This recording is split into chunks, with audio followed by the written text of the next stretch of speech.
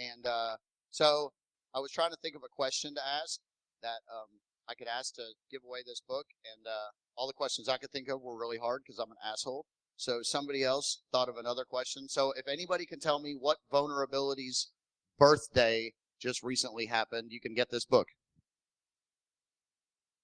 Let me get it. In case anyone didn't get that, it was MS0867's third birthday. And we're still finding it on pen tests, which is sad. All right, so here's Brian. All right, let me get on here. All right, good morning, everyone. If you're still sober enough, it is on. I see a green light. That must mean something. All right, good morning. This is basically how to get fired after a security incident. So basically, to start off, who am I and why am I speaking about this stuff? I'm a senior forensic, feedback. Consultant at CMD Labs. We do incident response forensics. Been doing it for about 12 years professionally. Some years before that unprofessionally. I'm also an intrusion examiner and malware analyst at the DoD Computer Forensics Laboratory in the Baltimore, D.C. area. I've also authored and co-authored a few books, one of which we just gave away, Dissecting the Hack with Jason Street there in the back. We have another copy that we are giving away for the auction booth for Hackers for Charity. So if you have a chance, you haven't read it yet, go over there and pick it up and bid money for a good cause. So, you have an incident in your organization. This is a talk that's based off my many years of doing incident response work for large organizations, small and medium companies. I've done intrusion investigations for the DoD, FBI, Secret Service, and lots of many companies. And along all these investigations, I've seen many common threads and many common mistakes that are constantly being made over and over and over again by the network administrators and by the security administrators of these organizations. They keep doing things wrong. So this is basically a talk based off my own experiences over the last few years on the common mistakes made by the network administrators of these organizations. It's not based off the Verizon DBIR at all. There's little fancy reports that people get paid to do. So some sort of way you have an incident inside the organization, whether it be a malware, phishing attack, spear phishing attack, or some sort of attack inside your network. I'm just going to stand back so it doesn't spike so much. You get a lot, either attacks of your network, malware infiltrating inside the network, phishing attacks, and so forth. Information being stolen, information being leaked out, buckets being stolen. Got to use this bucket back. So you have an incident. All right. You get closer. I've only been doing this for 10 years. I don't know what I'm doing. I really don't. So, you have this incident. You are at the wit's end of what you do with the information. In most cases, these organizations only have 1 or 2 people who actually are managing the security incident. You maybe only have a 1-person network administration. You may only have 1 person who's actually handling security in your organization. And that person is being double billed for also doing network administration, log analysis, backup, tape review, and all these other boring jobs. So at some point, you bring in an outsider to help you. In some cases, this is an outside organization, incident response group. Very large organizations that do this on a regular basis, like Command Int. But you bring in a large organization to help you with the response techniques that you have and procedures inside your company. And for the most part, these are groups that you have to assist because in some ways they don't really know how your network works, as shown here. And that will repeat. So we have incident responders like myself who come in, who think we're the gods of the earth and know everything we is, but we do work in conjunction with your existing staff because we really don't know how your doors work, for example. But at the very end of the day, it comes down to you're going to get fired. If not you, then your coworker or someone along the chain of command there is going to get fired on that day. And that is typically how every single conference call starts at the beginning of an incident response, is who did this, who did that, who is going to get blamed for the incident. And the first 2 or 3 hours of every meeting is finger pointing, blame game. It's not me, it was him, it was this person, I didn't do this. And it basically, how do we avoid that situation? This is the #1 thread that we see across all incident responses, is that everyone is so freaking worried about getting fired from their job that they cannot respond appropriately to a security incident. So how do we just avoid that situation? How do we do our policies right in the first place so we never have to think, yeah, I might get fired for this, instead of thinking, I did everything I did correctly. There was no reason or way that blame could be placed on me for the incident that took place here today. So in the description, it actually was 12 points. I've reduced it down to 10 because last time I gave this talk, we went for almost 2 hours. Had a lot of good discussion come out of it, and I've made some updates, but I need to shrink it down a little bit. So for the first thing, you're completely oblivious that you were hacked in the first place. And this is actually the most common thing. So you as a network or security guy had no clue that you were actually intruded upon or that information was being leaked out of your network. You have no active or routine monitoring of your network, of your traffic, of your logs. You have no way of doing irregularity searches across your logs, which basically means you have not done a baseline. You don't know what's bad versus what's good inside your network environment. The entire idea of looking for an attack is to look to see what is different today that wasn't there yesterday. So doing a baseline of what typical traffic goes on your network, what typical files or shares are being accessed on a regular basis, and when you see an irregularity of there of some sort, like large amounts of gigabytes of data being flown out to Romania, that's not usually a good thing. But then how do you look for that, and are you actually looking for that in the first place? So most times, the administrator doesn't find out about the attack until after the data has been exfiltrated in the first place, which is kind of not that bad. It gets worse when you receive notification from a third party, which could be the FBI, could be a competitor, could be someone else, or you find out that someone has taken the secret code you've been working on for the last 2 years and released a competing product in another country against you, which is actually very real things we've seen. So to help with this, I kind of made up this nice little DHS chart of levels of obliviousness that you are of your network to a certain attack. Whereas green is a safe zone. So you already have all these rules in place, and the attacks are automatically blocked by everything that you have currently running on your network. So your snort rules are up and running, your firewall rules are up and running, your IDS and IPS is all patched and have good bleeding rule sets to block the attacks automatically as they come in. So at that point, you don't even notice it. It's automatically done, canned, you're safe, you're secure. You look at the log, say, oh, yeah, block, block, block, block, block, we're good. That is a good state to be in, and that's where you want to be in at all times. It's not going to happen. You're going to keep going up in the chain for certain attacks.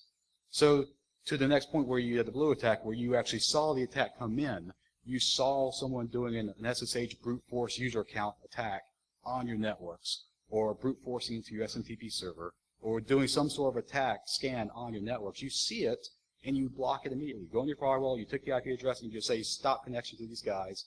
Let's figure out what's going on. All right, that's a good thing. You're on your toes. You see the attack coming in, you're reactive to it, and you're proactive enough to stop it and investigate further. Most people don't do that.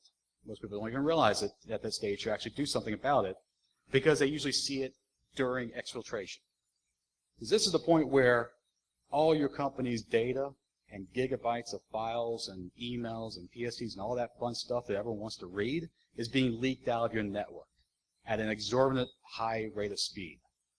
And so this is usually where people actually pick up on something bad has happened, is when they see from their ASA devices or Cisco devices these large peaks of outbound traffic appearing on the graph. They don't see it in the logs because they want a pretty picture to show it to them. So then when you see these big red lines appear, it's like, oh crap, something happened. All right. So at that point, you can stop it. You can still put a block in place. You can stop the guy from exfiltrating data out, but you then have to come in a response where some data did get leaked out, some data did not. What did or what did not, and how much does that impact the company overall? Those are some of the more common ones we see is exfiltrations already occurred. Now we have to figure out what was exfiltrated and what was not exfiltrated and what were they actually going after in the first place. And some of these cases where there's literally terabytes of data that has to be flown out, it can only go so fast, which is probably a good thing that most networks have very slow internet speeds. So for you people who keep saying they want to upgrade the internet speed to your network, just deny it, because that means the data gets exfiltrated faster. The slower your network, the slower it gets accurate. So the fact that you didn't see the attack until the very next day, actually very common, where a precise attack comes in, a precise targeted attack, hits your network, the scan, reconnaissance, attack, exfiltration phases all occur within one 24-hour block. And then you get out. They know what they're looking for. They know where to find it. They grab it. They go. They're done. You see it the next morning when you come in, you look over the syslogs that are emailed to you, or you look over all the little reports at your 8 a.m. while you're drinking your coffee, and you see, oh crap, something happened, and it's not happening anymore. Like, it's no longer there, but something did happen. There's a little blip on the radar. So what do we do about that? Actually, also very common, especially in government sites, where long weekends, holiday weekends, Christmas time, Thanksgiving, 4th of July, if you have that holiday weekend, they're expecting you or a competent person to not be there on scene during the attack.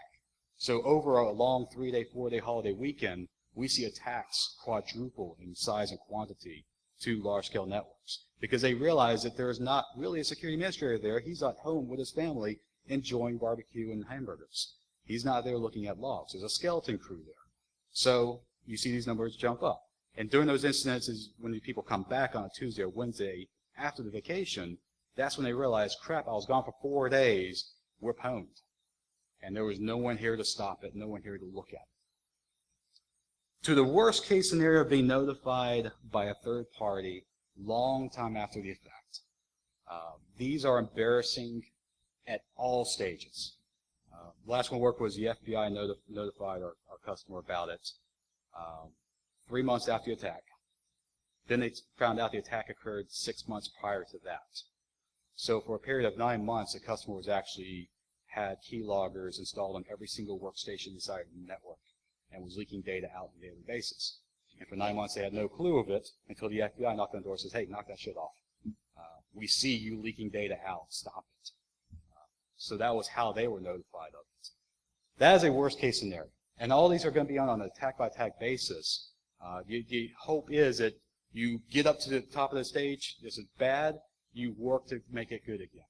You see the attack come in, you update your rule sets, you update your software, you figure out how the attack occurred so that when it happens again, because it will happen again, it will automatically be blocked and you're notified it came in again, but we blocked it. All right, so the whole idea is to start building up your incident response plans so that you expect that attack to come again, but you're planning for it and you're expecting it and you have it blocked automatically. Or that you're not even owning up to being attacked in the first place. It's a small, nothing really big got out, just a few PDFs. They're password protected anyhow. It's not a big deal.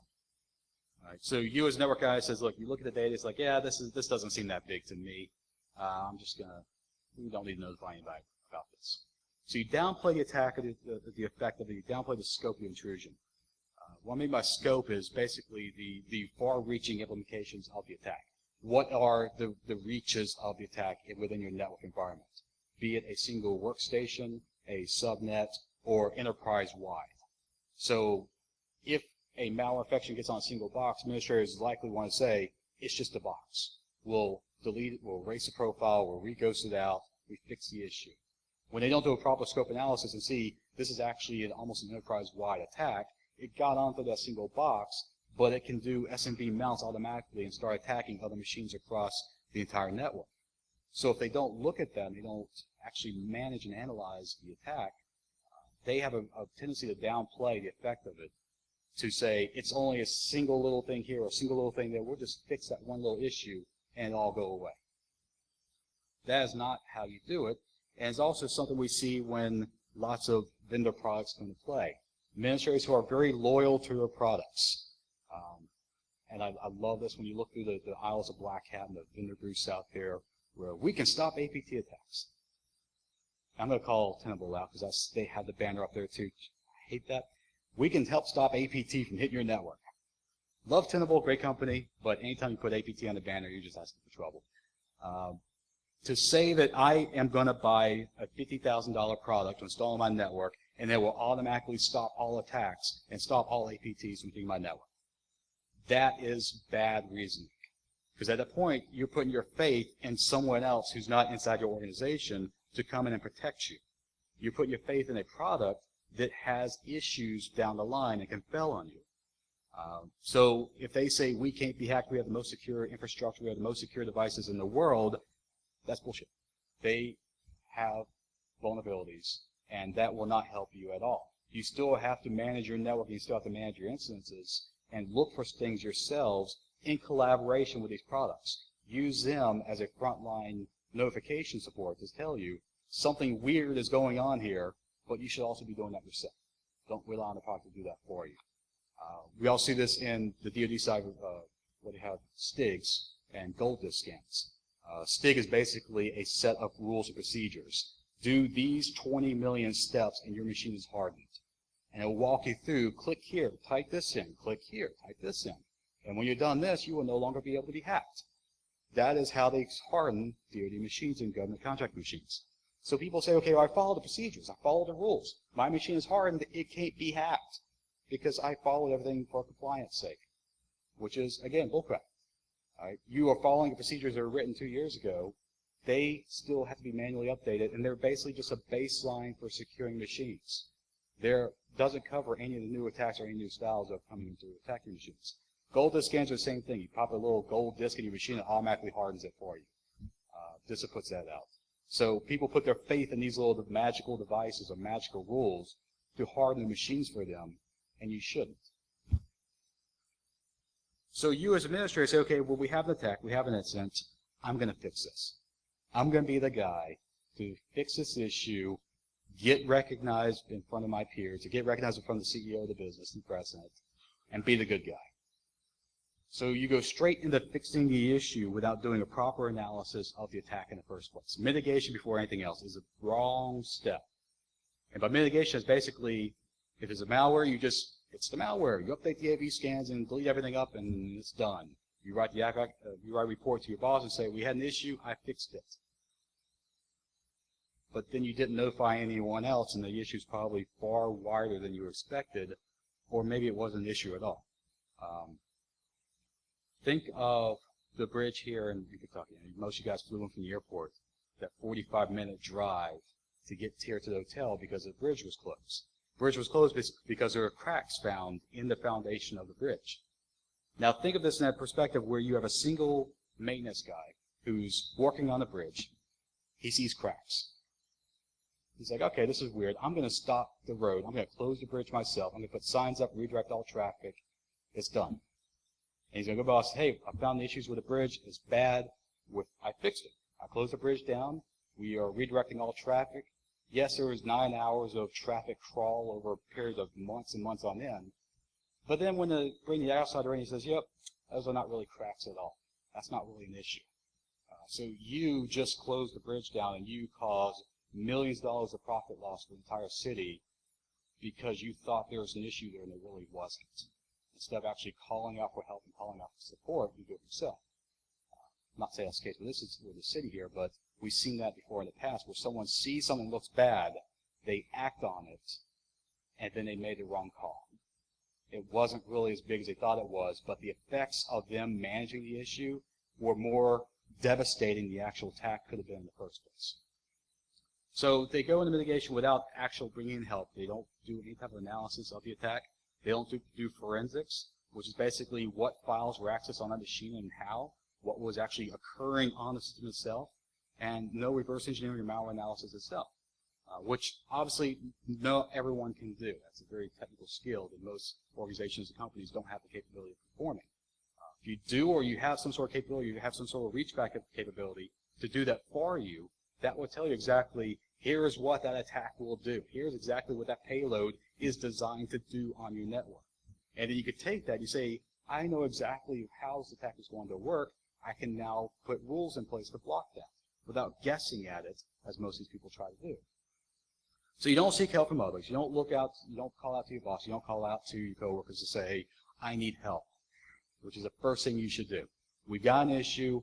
I need someone to double check my findings. I need someone to look at this and make sure I'm not seeing something wrong here. And you don't talk to your lawyers. Almost every incident, you should have your legal team involved in some way, shape, or form, because they will be involved in some way, shape, or form down the road, either to fire you or to go over the process, make sure it's done correctly. You might think, hey, as a network administrator, I don't really care about the legal. that is for someone else to worry about. But there's actually lots of rules about data collection, data analysis, data management, where legal comes in and has a big say in that.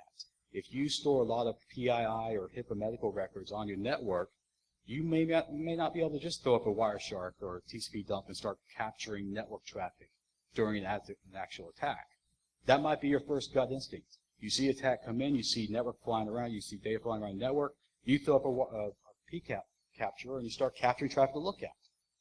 But then you don't realize maybe there's actual PII data flying around your network. You've just encompassed all of it, put onto a single point of failure that could be hacked later on if someone grabs the entire database.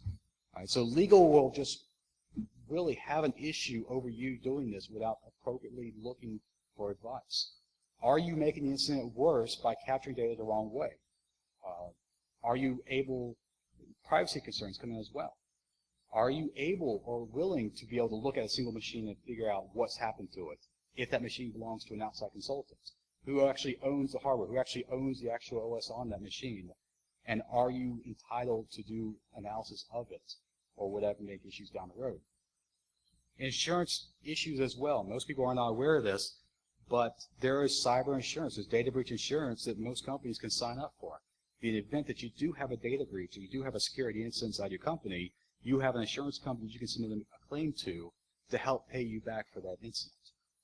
Which is great because these incident responses and these security incident investigations can go many weeks and many months on end and can rack up millions of dollars.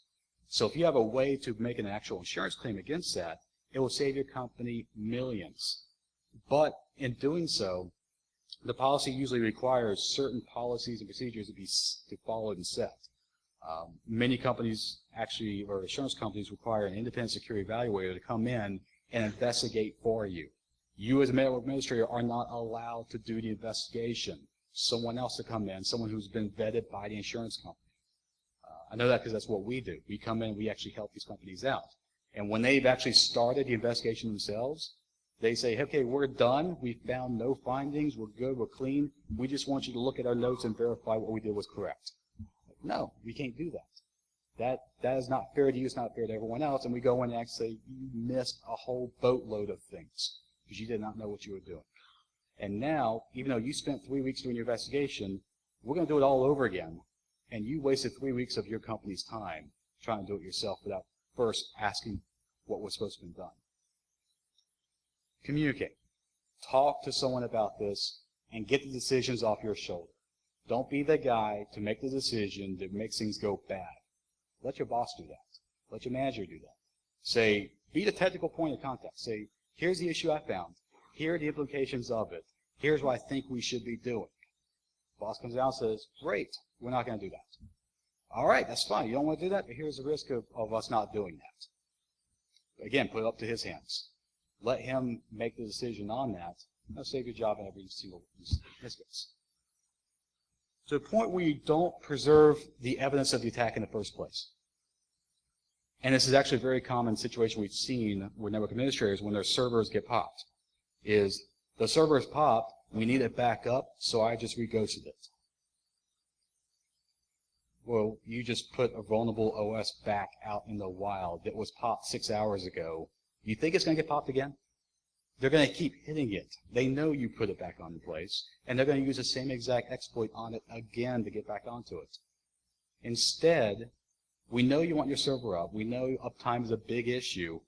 Take the hard drive out of it, put it in a safe, wrap it up in a bag, put a new hard drive into the server, and ghost over that. The issue is keep the original evidence, keep the hard drive as it was during the attack.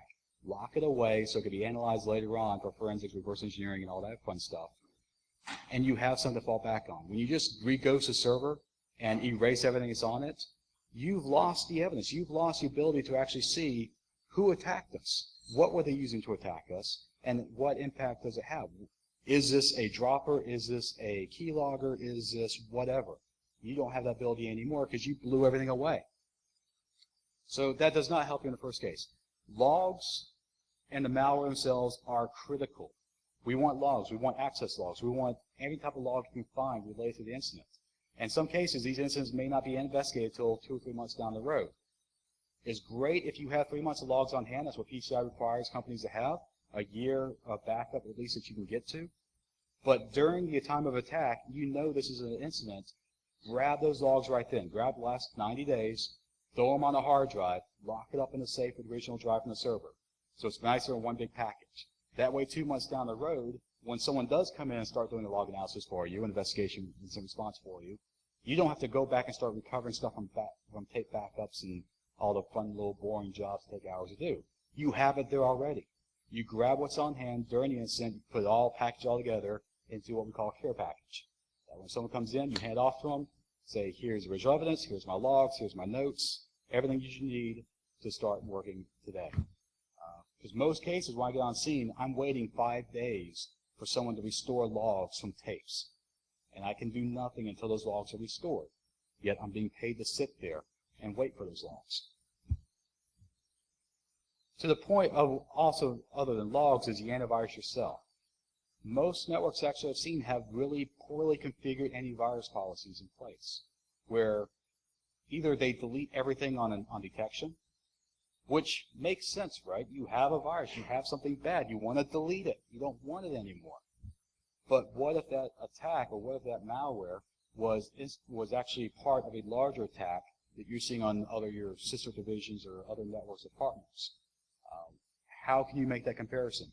How can you compare what you got attacked with what you're seeing down the road, or what you see 6 months later in a different attack? Quarantine. Quarantine this stuff off. Keep it available. Obviously, password protected. Most quarantines used by software to do XOR byte encoding of the data so it can't actually be run. But keep it somewhere. If you just delete it all and say you're done, you're doing yourself a disservice, because you have no way of going back and giving it to someone else and say, tell me what this file does. And tell me, have you seen this before, and will we see it again later on down the road? To the point, too, that in many organizations, they have their core servers that are automatically updated with antivirus rules on a daily basis or even hourly basis in some situations. And then they have other secondary tier servers that they don't really care much about. They check them every now and then to make sure they're getting updates. But then there's some servers down the road that are actually getting no updates at all, and they don't realize it for 9 months on end. Until the attack occurs, they do a full policy search of the network and realize, oh crap, we've got 300 machines over here that have not been receiving antivirus updates for a year. This is bad. So while those guys are on the plane flying in, I'm going to update the antivirus on all the machines. Okay, that sounds reasonable. That's actually what that do. Because by doing so, we actually have a payload on that machine. We actually have an attack on the machine. By doing an automatic update across the board of all your antivirus, you are removing that from play. Instead of treat it as a crime scene. That machine has been intruded upon. Keep it as it is, lock it away, put a new thing in place. But when you start making changes across the board policy-wise and technical-wise to your machines, you are trampling all over the information that's needed to actually respond appropriately to that attack. To the point, too, of submitting that AV sample, the virus sample, to a vendor.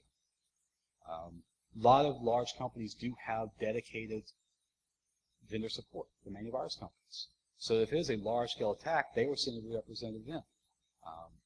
One response I did 7-6 years ago, we had CA flew out 2 of their guys. Microsoft flew out 2 of the reverse engineers. It was 450 days used in conjunction for a very large defense contractor. Large attack. This is probably the largest, hugest thing I've ever seen. And CA was there with their antivirus people on site. Worked with the Microsoft team, we worked with the incident responders, we worked with 30 of the security teams on staff, and we fixed the issue. It took 6 months, but CA was there. They had the appropriate people in place to call in and help them with that. But for smaller organizations and medium-sized organizations, they don't really have that one-on-one technical support with someone who can fly out to analyze something about a network. So they rely on online sandboxing, like VirusTotal or Jotty's malware scan, or these different little online engines where you upload the virus, you upload the malware, and it'll say, this is bad. That's it. And what it does is it looks for an MD5 hash. It takes that file, makes an MD5 hash of it, and compares that. It indexes it by the hash number. We know else. You know who else has that hash number? The attacker. He knows what he put on your network. And he is scanning virus total, he is scanning Jotty, he is scanning those sites on a daily basis to see if you're also doing that. So he knows when you submit a sample to one of those sites, because suddenly there's a profile there. At that point, he knows that you have actually, at that point, you started responding to his attack. So the capability of most administrators want to quickly upload something to see if it's bad or not could be bad to your company. He knows how fast your response team turns around on things. He knows how fast you respond to incidences. He knows that you do upload stuff to an outside server for analysis. So in many cases, hold off on that until someone better comes along. Have an internal sandbox system. Normal sandbox, CW sandbox, they'll have these little internal ones you can put inside your network to actually do that for you without having that data leave to go somewhere where the attacker can see it on his end. And then properly manage logs. I hate logs. Everyone hates logs. Logs is well, I can say lots of offensive things. It's not the fun job of the industry. But someone has to do it because they're doing it wrong. This is a great picture. Disciple Jew took this in the Fort Meade area of Baltimore. Very secure area, very secure facility. You see what's wrong with this picture. This is how most people set up their log management. I have a solution. I've implemented it. I can go back to drinking my coffee. It's like, great, you have a camera system. Is it orientated correctly? Is it actually capturing the data you want to capture in the first place? Or are you just happy to say that you have a solution in place and be done with it? So the fact is that a lot of companies don't have log management. Large companies do. Small, medium-sized companies, most times don't. So they don't have a way to actually look at what is going on in the machines on the networks on a regular basis. If they do have log management, they're not actually capturing the correct logs, or they don't know what to collect in the first place. I always say if you have almost everyone has Cisco devices. If you have an ASA or a PIX router, you have some sort of firewall in place. Learn the logging capabilities of that device because it's very powerful. It can capture thousands of entries if you know what to capture. And so most people will collect for TCP and UDP outbound connections. I want to know what my users and my customers or people inside my network are connecting to on the internet. So 302.1.3 and 302.1.5 are outbound TCP UDP connections. I want to grab that. But there's a lot of information you lose if you just grab that. That's one half of the equation. 302.1.4 and 302.1.6 are the closures of those same sessions. Basically, give me the start and give me the end. And the end has a nice little extra tags on it say, here is the total duration of that connection, and here's the total number of bytes sent over that connection. And so when we look through multiple gigabytes and terabytes of log files, we'll look for those signatures. Those are indicators. Show me every connection that had over 2 gigabytes of data being sent out, or 1 gigabyte, or something that looks unusual. Show me everything that has over 100 megabytes here, or show me any connection that's lasted longer than 10 hours. At that point, you need to call your doctor for help. So look for the long and large duration packets going on. But if you don't have the right logs configured for that, you can't do it. You can't. You can't go back and do it later. It's a one-shot deal. If you don't have it set up correctly the first time, you're done. You will not have the data that you need to answer those questions. So there was no cheat sheet. There was no little checklist of here's what you must have. This is all based off experience. You look through, you look at your response, you have your questions you need to answer for your president or CEO, and you can't answer those questions. And you say, oh crap, why can't I answer those? What do I need to change so that next time I can answer them? And you work on your way and you improve your system that way. To the point that most companies also don't have any preservation of logs or appropriate preservation. The various compliance rules or regulation rules like PCI require you to have, I believe it's 90 days on hand and 1 year backup, to quote. So somewhere along those lines, well, if you do follow regulatory rules that say you must do that, you probably do have logs on hand. If you don't, if there's no one actually looking over your shoulder to say you must do this, most people don't retain logs for any more than a week or two. I mean, it's silly the number of instances where I have basically 1 day of logs or 1 week of logs. I can't answer anything with this. There's nothing we can do with 1 week of logs. To large organizations, we tell them we need 1 year minimum. We've had cases that we've had the logs of a single attack stretch over 2.5 years. From initial reconnaissance to attack to exfiltration to cleanup was a 2.5 year period on a single network for a single attack. And they do that by habit. They do that by design. They know that you only have so many days of logs on hand to look at, and so they space out their attack phases to fall outside of that log window. So they'll do the reconnaissance. 90 days later, they'll just do a quick little ping to make sure that machines are still there, and then they'll move on to the next stage. And then they'll wait, and they'll come back to the next stage. So having these small windows of logs is great for space savings. I don't know. Hard drives are cheap. Buy your terabyte hard drives, just throw stuff on hard drives and keep it backed up. Space is cheap, storage is cheap. There's no reason to have small windows of logs available to you. So, and you're not tracking your incidences. So by tracking, basically, 2 months down the road, I come in and say, have you seen this before? Have you seen this type of attack on your network before? Oh yeah, I think we did about 2 or 3 years ago. Can you pull up the details for me? Where are they stored at? Oh, they're in an email. Actually, about 4 or 5 chain emails, and let me find the whole chain for you.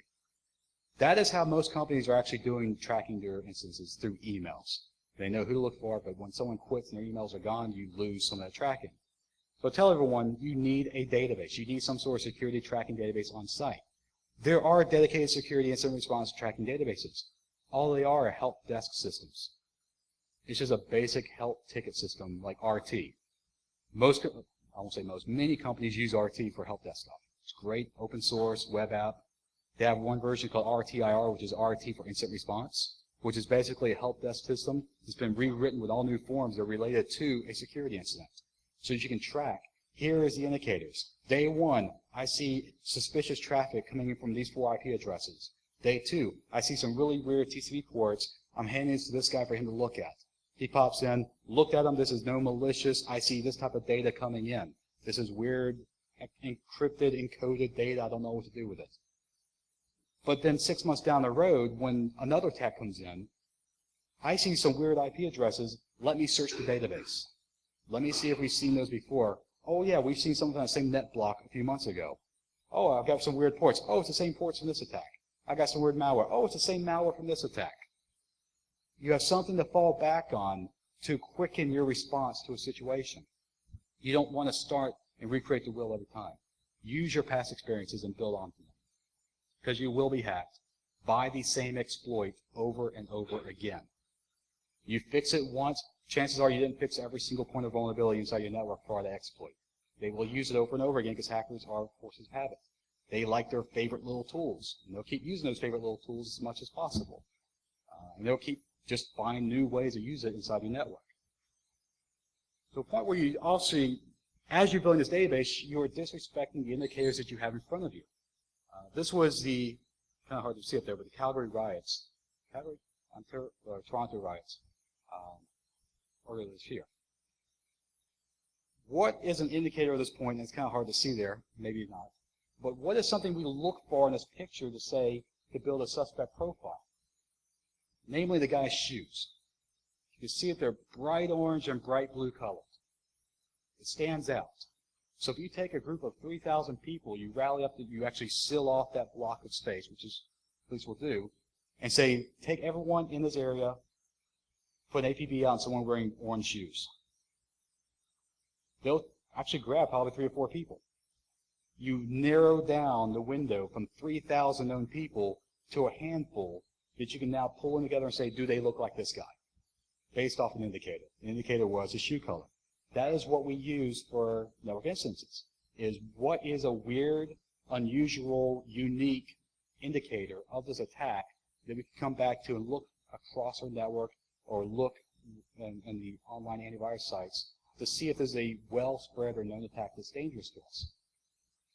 So antivirus vendors like McAfee, Symantec, Trim Micro, they have these great online databases where they will take a sample and tell you what it does. Most cases are really wrong, or they're just really badly written to the fact that they may not help you at all. And if you put your faith in them, you treat them like the Bible, you're doing yourself a disservice. Because you take that sample, you say, okay, this looks almost identical to this online virus here. I'm going to call it that virus. We now are infected with this virus. You start seeing emails around. We have this virus. And the CEO picks up on that. We are now infected with this virus. We go out to the outside vendors and tell them, we need help with virus XYZ. So everyone starts building up this profile to help stop virus XYZ. Someone comes in, does an actual analysis of the malware, says, this is nowhere near XYZ. This is something completely different. So you spent the last 2 weeks building a profile to help stop an attack that's not there, because you read somewhere online that looked very similar to what you have to an XYZ. So verify and examine it yourself, double check everything, and check the dates and times on those write-ups. Because over a year period, what they have submitted to their site can change greatly. Even in fact where they say that they have a 60 kilobyte file that they analyzed, and yours is 100 kilobytes, there's a lot you can do in 40 kilobytes of shellcode. A whole lot you could do. You only need 7 kilobytes of shellcode to write a rat. Very small code in that space. So don't expect those write-ups to answer all your questions. There may be more and additional capabilities into that new version of the malware. Malware has versions. There's a 1.0, there's a 1.5, there's a 2.0, there's a 2.5. And every new version has new features, new capabilities, new encoding, and new encryption. So you might see a write-up for version 1.0, but on your machine you might have version 2.0, which has a whole bunch of new encryption and encoding techniques and does a whole different way of scanning your network that you are not actually expecting. So do your own analysis. Here are things that we typically look for is the connection ports, the URL GET requests if they're there, what file system artifacts are there between files, registries, and so forth. To the point of also doing memory analysis to see what strings are currently in memory. These are the things we look for to gather indicators to see exactly what this thing is. I'm going to speed up here a little bit. Miscommunicated about the attack. So how can you get fired from this? You shared information with an outsider without senior approval. So you go out to drinks with someone and say, hey, yeah, we got hacked by this attack here. Did this and stole this information. Then you don't realize everything you just said was under NDA.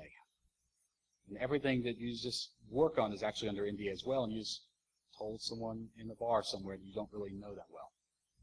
To the point where also you're sharing it maybe at a conference, actually maybe on stage, on camera, where people are recording you, and then you get actually published interviews about that to the press, which happened with the Pennsylvania State Security Administrator 2 years ago at the RSA conference.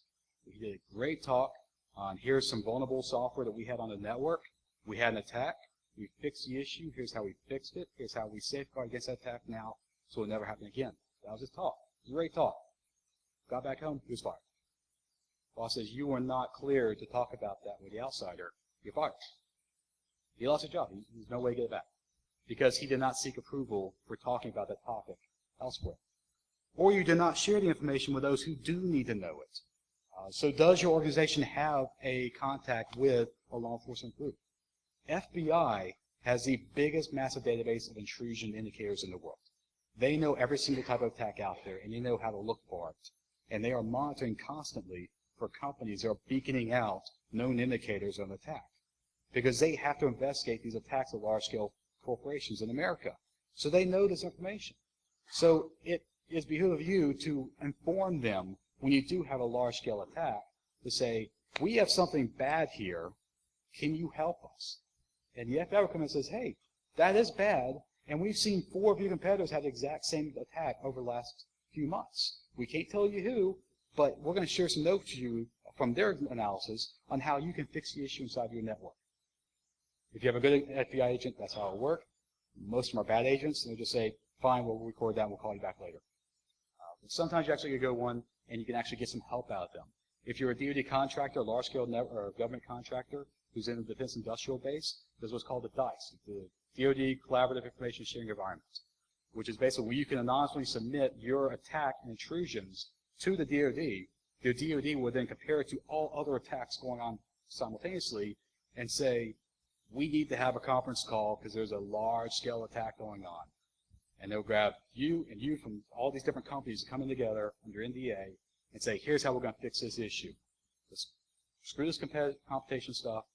We have a large-scale attack. They're leaking information here, leaking information here, leaking information here, and you look like you're going to be next. So here's how we're going to start blocking stuff on your network.